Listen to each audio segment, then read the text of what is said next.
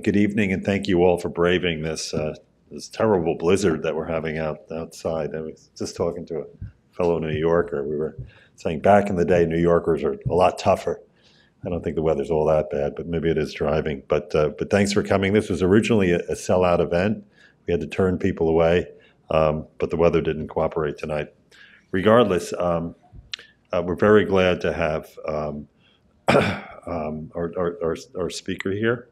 And also we're glad that Brianna Linden from Penguin Books is here as well.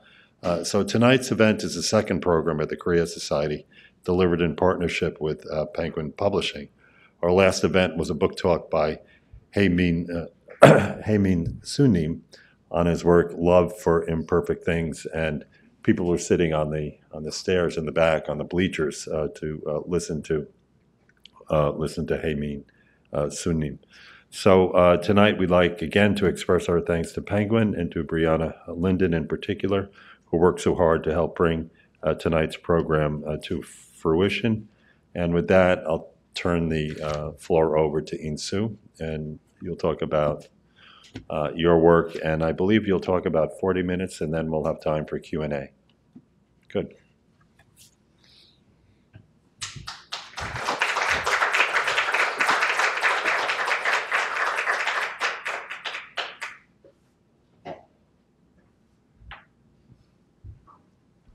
So thank you all for coming, and many thanks to Penguin and the Korea Society for holding the event despite the weather. So today, what I'm going to do is give you a little slideshow and tell you the story of how I came to translate the Nine Cloud Dream, and also to give you a little bit of insight into why Guunmong is probably one of the most elegantly written and structured Buddhist novels, and why even to a contemporary readership who will be reading it in English, it will have many of the same qualities it did for somebody reading it in Korea, probably in Chinese or in the Hangul version back in the 17th and 18th century. So the image you see here is the what are called the oracle bone characters. These are the oldest known Chinese characters from oracle bone inscriptions for the three words nine, cloud, and dream.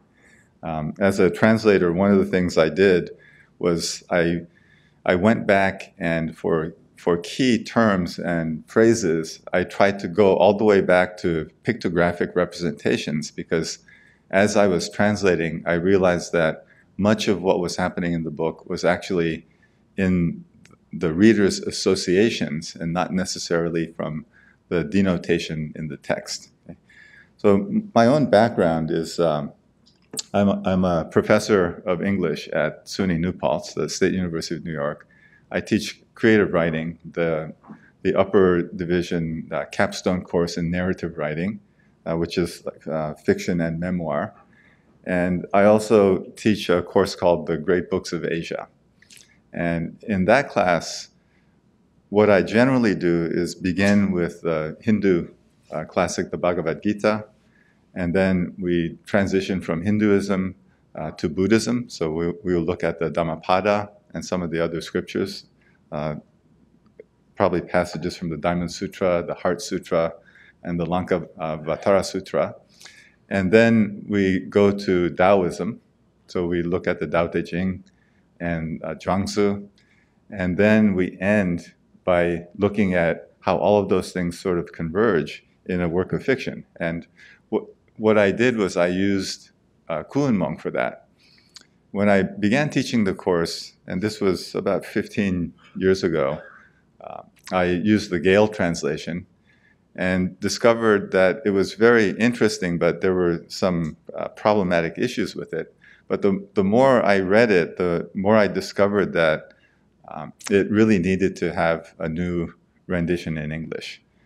So what I did was I approached in those days it was KLTI, the Korean Literature Translation Institute, and I volunteered to translate the Guanmong again because it was on their list of potential books to translate. And what I told them was, there's the 1922 Gale translation. There's another one by Richard Rutt about 50 years later. It's about time anyway. And because I have a background in religious studies, partially from my background in cultural anthropology, I think I could do a good job. So they said they thought it was wonderful. They funded me, and I thought it would take a couple of years, and it's been 12 years. So let me tell you about some of the earlier editions and also how I went about doing my translation. So this is Guanmong in Chinese characters and Hangul in the bottom. For those of you who don't know, Korean in the old days, classical Korean literature was written in Chinese characters. And it emulated Chinese literature. It wasn't until the late 1400s that under King Sejong the Great, the king appointed a commission of scholars to create a phonetic alphabet for Korean. And then the Korean phonetic alphabet that came out in the late 1490s was so incredibly well suited for the expression of Korean language that the common understanding was that any reasonable person could learn to read and write it in a day, right? And it turns out to be true. In fact, I learned how to read and kind of write Hangul in one day. I was born in Korea, but my father's a German-American soldier. My mother is Korean. And I didn't go to a Korean school. I went to the U.S. Army School in Yongsan. But one of the people who lived in my household was an uncle who was a draft dodger. This was in the mid-'60s. And he had dodged his military service for it was the Korean National Guard. And because of that, he could not leave the house. Because if he left the house, he would be arrested. And he was a school teacher from Busan. And it frustrated him to no end that I couldn't read Korean. So one day he took me aside, I think I was in 4th grade, and he said, "You have to learn Korean." And he made a chart for me. And I looked at the correspondence with the alphabet in English, and I realized, wow, Korean only has like 24 basic letters. So I had one of those little Captain Marvel decoding rings that you got in a cereal box that you could make your own code. So I actually put Hangul and English together, and so I had this little decoding ring. And by the next afternoon, I could actually read comic books. It took me a while to sound them out, but that is actually how elegant and simple Hangul is. And ironically, because of that, no scholar who was a serious intellectual would write in Hangul. Hangul was relegated to the writing system for women and children until the colonial era. It wasn't until the early 1900s, around 1910, that Hangul was revived on a national scale as an act of patriotism and resistance to Japanese rule. So it's one of the ironies that in Korean scholarship, during the nationalist phase of Korean scholarship, it was asserted that Kim Man-jung had written Guanmong initially in the Korean alphabet, and then it was translated into Chinese. The truth is, if you look at the text, it's very clear that he originally wrote it in Chinese, and then it was transcribed and translated into the phonetic alphabet. And when that happened, it became very widely dispersed. So this is Kim Man-jung, whose pen name is Seopo. Seopo means like Western Port. And His name is also sort of symbolically and ironically resonant with the nature of the story itself. Kim Man-jung, Kim is that first Chinese character that could be read as gold or metal. But if you read that as gold, and man is 10,000, but it can mean always or every. And that character Chung refers to like gravitas or serious. So his name actually represents like the golden, like always serious scholar. And actually that is reflected in his work. And then Seopo, Western Port, it's oddly resonant with the faction he belonged to and his place of origin. So here's Kim Man-jung. He lived from 1637 to 1692. Kuenmong is usually dated. I went with 1689.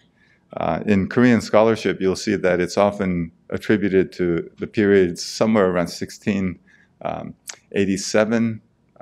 But given that he died in 92, and given the nature of his next book, the Sashi Namjeongi, which is the Chronicle of Lady Sa's Journey to the South, or the Chronicle of Lady Sa's Downfall, which was written probably around 1690, very shortly before his death, and whose provenance we know pretty clearly. Kuenmong had to come before that. I think it was written in his final exile. Some Korean scholars think it was written previously to that.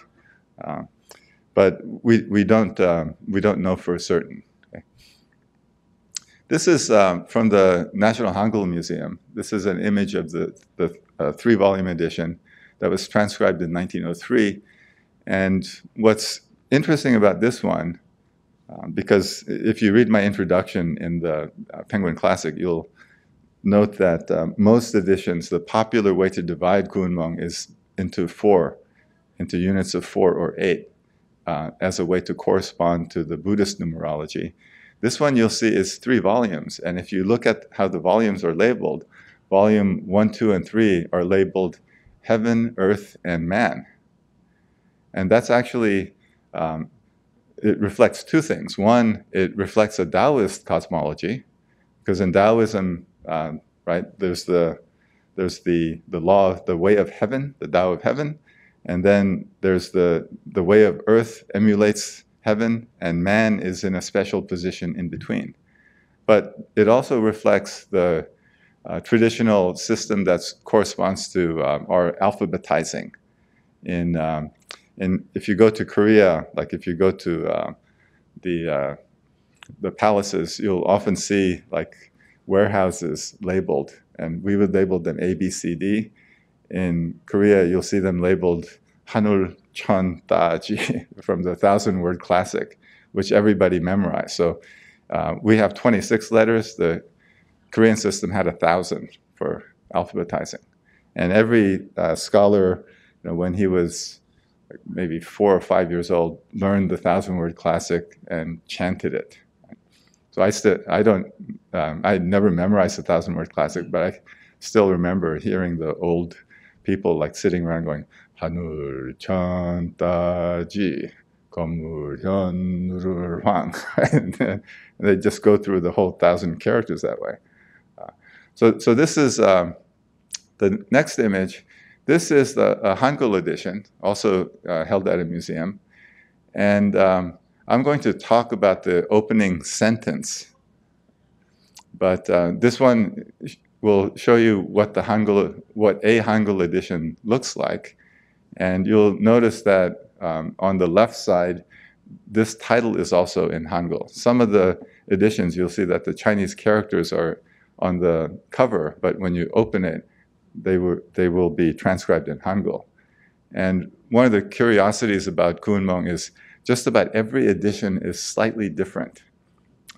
Once it was typeset in the standard 1803 edition, it becomes more standardized, but the hand-copied and handwritten editions have tremendous variation. This is the American reissue of the British 1922 edition that was translated by James Scarth Gale. And you'll see that's the cover page, and that is the front piece illustration that shows the young monk, Songjin, and the fairies. The story itself is both allegorical, fantastical, and also a kind of indirect and implicit political commentary that has a tremendous amount of, I hesitate to call it veiled, because if you were alive and a contemporary of Kim Man-jung, you would probably have noticed that what happens to the character, Songjin, is almost directly parallel to Kim Man-jung's own life. The details are so parallel that it's difficult not to notice them. And as a translator, because I had to read the work very carefully, it became clear to me that the issue of the provenance of the text was better answered by looking at the text itself than through a bibliographic analysis. So the reason we attribute Guun Mong to Kim Man-jung is a kind of indirect provenance. A couple of literary scholars mentioned it. His grandnephew referred to the fact that Kim Man-jung had written the text, but we have no authorship because in those days, the scholars and writers who were writing this kind of fantasy literature would have classified it as so-sol. That's like low writing. That history and poetry were elevated writing, but a novel was so-sol, and the tradition was that you would not claim authorship, and if you were asked, if you were confronted with the issue of authorship, what you would do is deny it, because you did not want that attributed to you. It would have been bad for your reputation. This book is especially like that because if Kim Man-jung had acknowledged or asserted his authorship, it would have gotten him into such deep trouble that it wouldn't have been exile he faced. It probably would have been execution, because it's a profound criticism of the king. Okay. And I'll tell you a little more about it as we go along.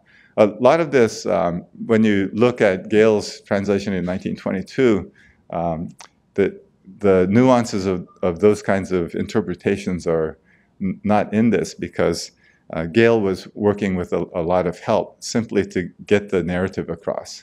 So this is James Scarth Gale, a Presbyterian missionary to Korea, and one of the great, I guess you would say, early Koreanists. He worked on the Korean dictionary. He worked on translating the Bible into Korean, and he worked with a group of people. This is James Scarth Gale and his 3 sages. So when he translated Korean texts and worked on the Bible, he would have assistance from 3 Korean scholars who spoke very good English. And when you look at the 1922 edition, one of the things you'll see is that it's longer than the 1972 edition.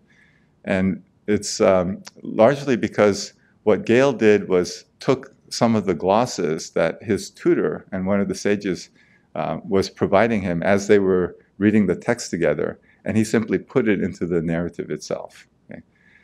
These days we would normally put it in footnotes or endnotes.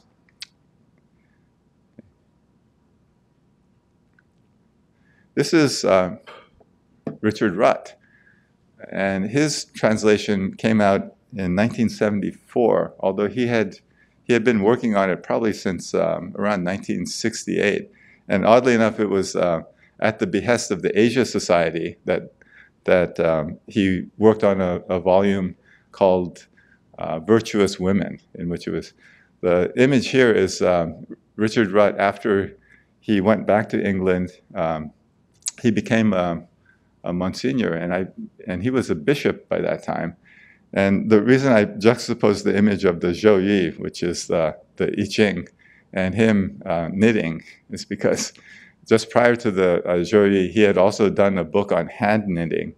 But I Ching, like the word Jing, which designates a scripture or a holy book, that actually, the pictogram for that means thread. And it's said to refer to the binding of a book. So here we have Richard Rutt with his threads and his translation of the Zhou Yi. Rutt's Chinese and Korean was much better than Gale's. And Rutt could actually read many of those texts on his own, although he also had consultants. And his translation of the I Ching is probably one of the best ever done. In certain ways, he had sort of gone native, and it's pretty clear from his rendition of the I Ching, which, for those of you who don't know, it's often used as a device for oracular divination. By casting lines and reading the hexagrams that it produces and then looking at the readings, what you can do is consult the oracle and have a rendition of what may happen in the future. It's sort of like predicting weather. And in fact, contemporary theorists say that the I Ching is like a textual computer. Okay? This is Richard Rutt with members of his congregation. This is a 1969 photo. So I would have been in 4th grade in Korea at this time. This is Daejeon, and I was in Pupyeong. Okay. And this is the work in which Rutt's translation originally appeared. And the standalone edition was published by Heinemann Asia in 1980. And this is the third and only other English translation, which was done by the Ihwa Creative Writing Group in 1974. It was, I guess, the group of students was chaired by Kim Yu-mi, and it was mildly edited and compiled by someone named Kathleen Crane. When you look at this one, it's curious because you can see that the students didn't do their homework because they had divided up the chapters. And as you go from one chapter to the next, you can see, oh, this student is taking quite a lot from Gale, and this student is taking a lot from Richard Rutt. And so it's a very curious mishmash. And some students did, in fact, do their homework and did a pretty good job of translating. And I use this as a reference, as a case of like what not to do. But my own initial engagement was to think that, okay, the two translations by Rutt and Gale are actually very, very good for what they are. So if I have trouble reading the Korean rendition of the Chinese and the direct Chinese text, I can always check to see if I'm in the right ballpark. But it turned out to be much more difficult than that. This is a Chinese version of the text, and this is from I think the old, what's called the Nojeon edition that was computer scanned and converted to Chinese characters. And you'll see some of them are in red. Those are ones that the OCR probably had difficulty with. And the reason I'm showing this to you is so you can see that the text is broken into sections, but each section is just like a solid wall of text.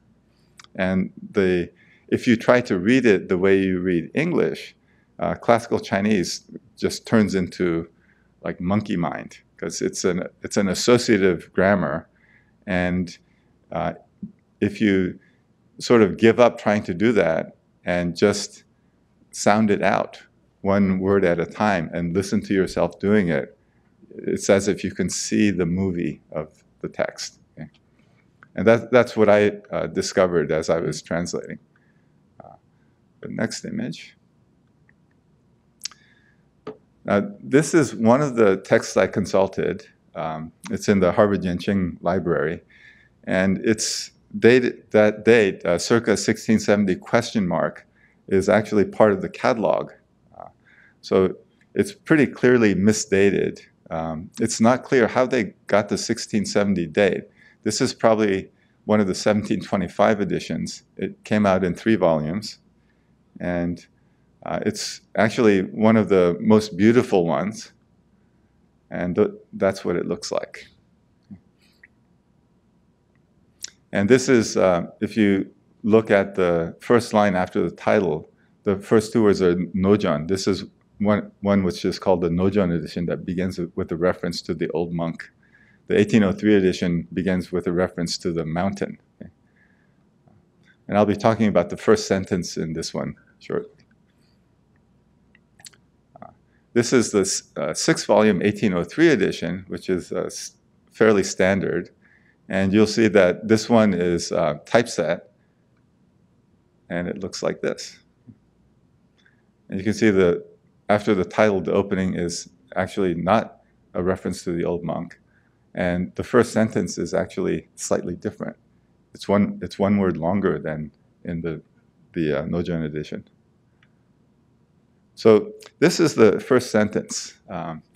And I'm going to talk a little about this because it took me quite a long time to understand the way the associative structure of the novel was organized. When I first started translating, I had a 1955 edition from Seoul National University that had the Chinese and Korean text in parallel. It was very well annotated, so I thought it would be fairly easy. If I had questions, I could look in the footnotes, and if I had trouble with the Chinese character, there was the Korean gloss on the other page.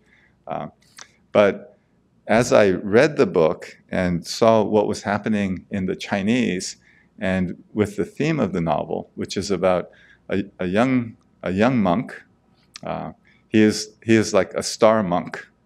His old master, who is in many ways parallel to Bodhidharma, has come from the West and established himself on Lotus Peak to teach the Diamond Sutra.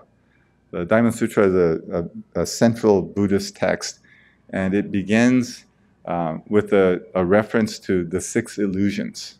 The Diamond Sutra is said to be the condensation of the Buddha's teaching into one text. That's a relatively short text, so it'd be like like the Spark Notes, right? So all of the Buddhist scriptures in one Spark Notes that gets directly to the central issue. And then, of course, if you're a Buddhist, the Diamond Sutra is condensed even further into the Heart Sutra. And then in the Heart Sutra, there's the Prajna Paramita mantra. And that is the absolute condensation of all Buddhist knowledge. And the Prajna Paramita mantra you can learn in a few minutes. It's just gate, gate, paragate, parasamgate, bodhi, svaha. Right? And traditionally it begins with Om. It's a wheel.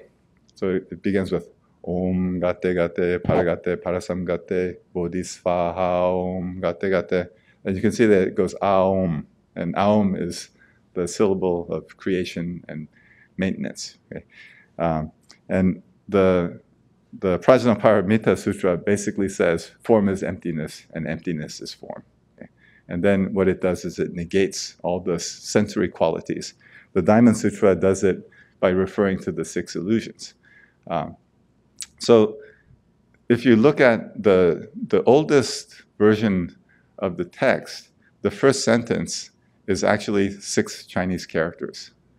And so the Chinese is at the top, and the Korean, the Hangul, is underneath. And then I give you a direct gloss of that, right?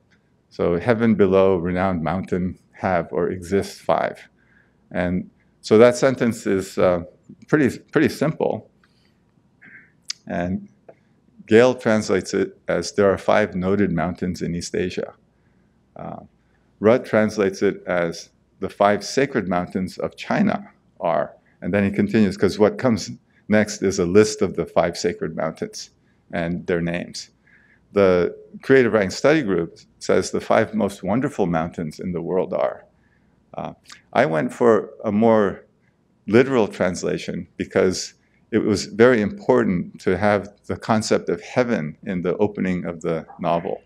The notion that there are 5 sacred mountains beneath heaven, and that goes with both the Taoist and the Confucian and the Buddhist reading of the theme of the novel. And that word great, which is translated in Gale as noted, and the phrase under heaven are especially significant. So the word great is myung, myungsan. So if you look at the opening 6 words, they can be chanted just like the 1,000-word classic, right? Chon ha myung san yu o, like that. And actually that rhythm continues through the passages. And that's why I think in my reading, the 1803 edition adds a character there, and it actually interrupts the rhythm. And the 1803 edition is probably like somebody trying to amend it by making it easier to read. So anyway, myung, the character myung, as you can see, I gave you the oracle bone characters there, is a pictogram made up of moon and mouth. But what it means is noted or famous or something that you talk about, right? So pictographically, this is like you're talking about the moon. How is that relevant to Buddhism? Well, the light that comes from the moon is the illusion of, right? The moon isn't giving you light, it is reflecting the light of the sun. And the moon itself is associated with illusion. The moon is Maya. In fact, the Buddha's mother is named Maya, not because she's the most beautiful woman who can only exist in a dream, but because earlier in Hinduism, Maya was the name of the moon goddess.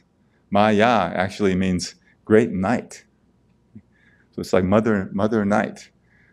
In the novel, one of the things that's very interesting and uncharacteristically unique about Kuunmong is that the women characters, the 8 women characters, are unusually powerful, and many of their names are associated with the moon. But here's a homophone for myung. Myung also sounds like this. This is the other myung, and this myung is made up of moon and sun, or an older character, the moon and a window. So it's like looking out of the window at the moonlight, or if you put moon and sun together, the reason they mean myung, which means bright, or illuminated, or clear, is because those are the 2 largest bodies of light in the cosmos. And if you put them together in a Buddhist context, they also reflect the issue of enlightenment. So that first sentence is actually using myung to hint at enlightenment being present in the existence of these 5 mountains, which in a Buddhist context are the 5 heaps. In Buddhism, the reason you live in an illusory world, even when you think you're living in reality, is because your perceptions are organized by it. The 5 skandhas are what give you your sense of consciousness. And what they do is they create the illusion of the real world you abide in. In the narrative of Nine Cloud Dream, what happens is that young monk is sent by his master to be his proxy to visit the Dragon King, who has been coming to Master Liu Quan. So the old master, his name is Liu Quan or Yuk Quan, and that name is a reference to the 6 illusions that are glossed later in the Dhamma Sutra. And the young monk goes to the Dragon King, and the Dragon King offers him wine, which he is forbidden to imbibe because he's a monk. But he's a diplomat. And of course, if you're a diplomat and your host asks you to eat exotic foods and things like that, what can you do? Can you refuse? He tries to by referring to his Buddhist vows, but then the Dragon King says, this isn't any ordinary wine. This is not the wine of you mortals. This is divine wine. And instead of intoxicating you, it will actually open up your perceptions. So Songjin ends up drinking a little more than he should have. And then when he leaves, on his way back to the monastery to report back to his master, Yukwan, what happens is he's a Korean, so his ears are turning red, and many Koreans flush and feel heat when they drink alcohol. So there's a very vivid description of that. And he decides he's going to have to wash his face so that his master doesn't see that he's just plastered. And as he's doing this, he smells this wonderful fragrance wafting through the air. And it's these 8 fairy women on a bridge. And he has to cross that bridge. So there's some banter. And what the young monk does is he does something else that violates his vows as a monk. And what he does is he's sensually attracted to them, and then he shows off a skill. He throws flower petals to them that turn into jewels. So he has used a supernatural power that he has developed through the practice of meditation, but he has abused it by using it for selfish goals. And when he goes back to the temple, of course, his master can see all this. And as Songjin is trying to meditate his way through his sudden exposure to sensory delights and desire and lust and those things, his master says, if that's what you want, I'm condemning you to hell right now. And he does a very uncharacteristic thing, which is he calls the emissaries of the king of hell, the yellow-hatted emissaries of Yama, appear. They take Songjin and take him directly to hell. And then a bureaucratic problem occurs, because people don't appear in hell unless their name comes up. And his name was not up yet. So Lord Yama has to consult his superior and then ends up making an exception. Just at the same time, the 8 fairies end up in hell too, because they have caused the downfall of this young monk. And so the whole rest of the novel, until the awakening at the end, is the story of this young monk who is reincarnated and then wakes up into a world where he's the son of a Taoist and a woman who ends up being a single mother because his father abandons them. And he studies hard. He scores the top score in the National Civil Exam. He becomes the greatest diplomat, greatest poet, greatest general, and the advisor to the king. He becomes the king's brother-in-law. He ends up marrying 2 of the most beautiful women, and he gets 6 concubines, and they all love each other. There's no strife among them. They are not jealous of each other.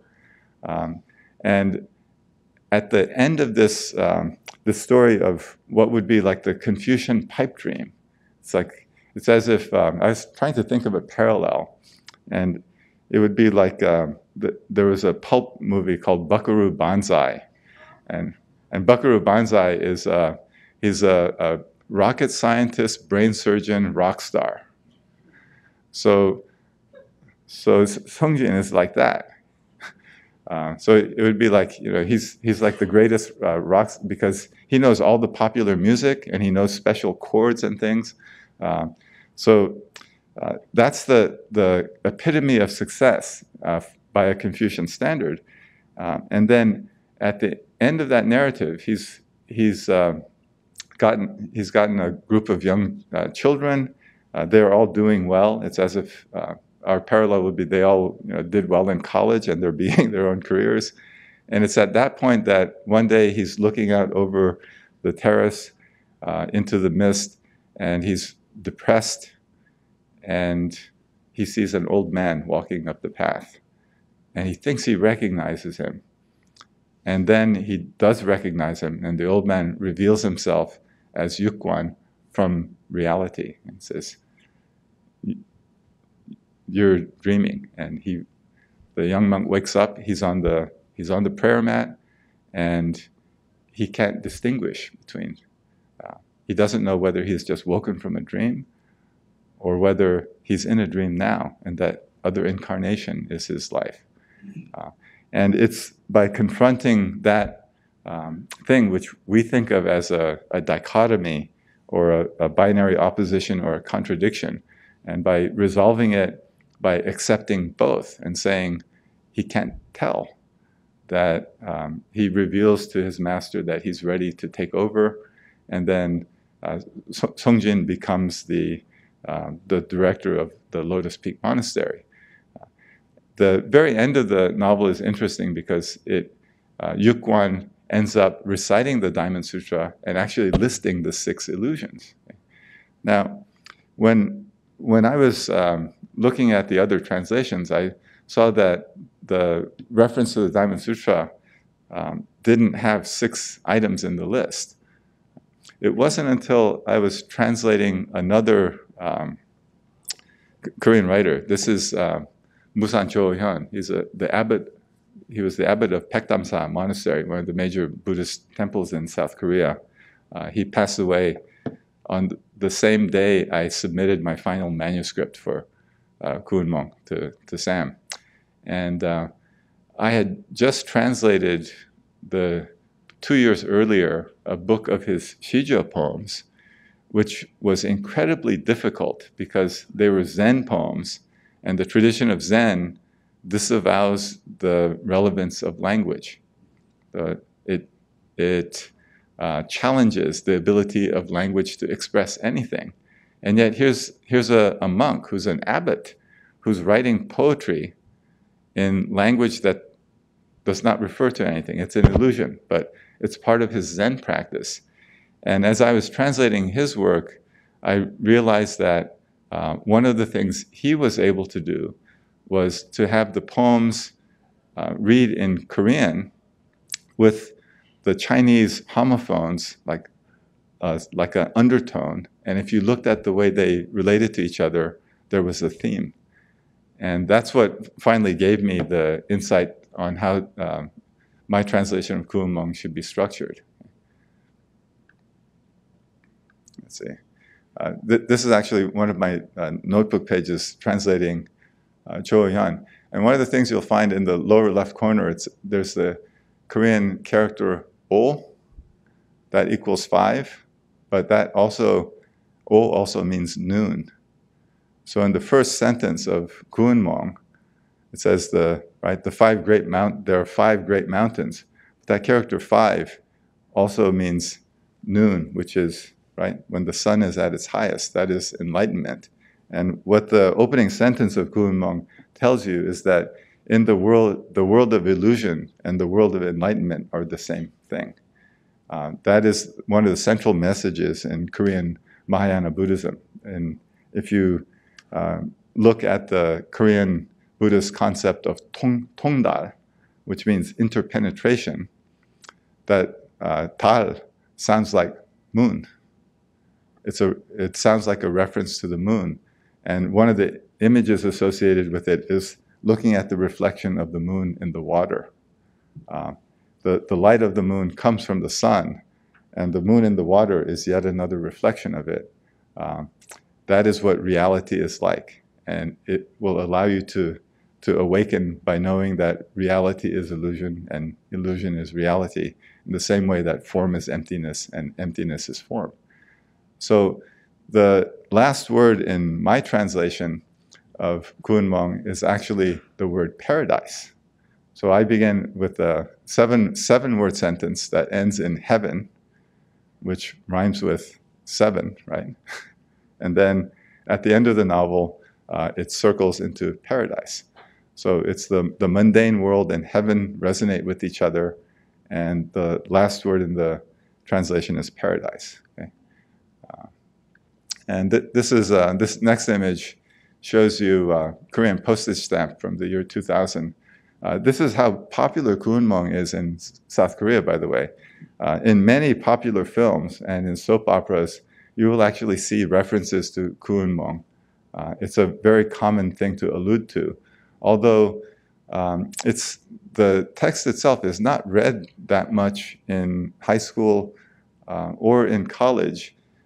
And I think part of it is because the theme has been maybe even willfully misinterpreted. Okay? And here, our last image. And here's a beautiful cover art done by Fei Ran, a young Chinese woman who did the art. And she did an amazing job. I actually contacted her to compliment her on it. And I think what she must have done is gone to museums like the Met and looked at Buddhist art from that era. And if you look at the structure of the faces and the interweaving of the images, she captured the essence of the illustration just beautifully. So let's see.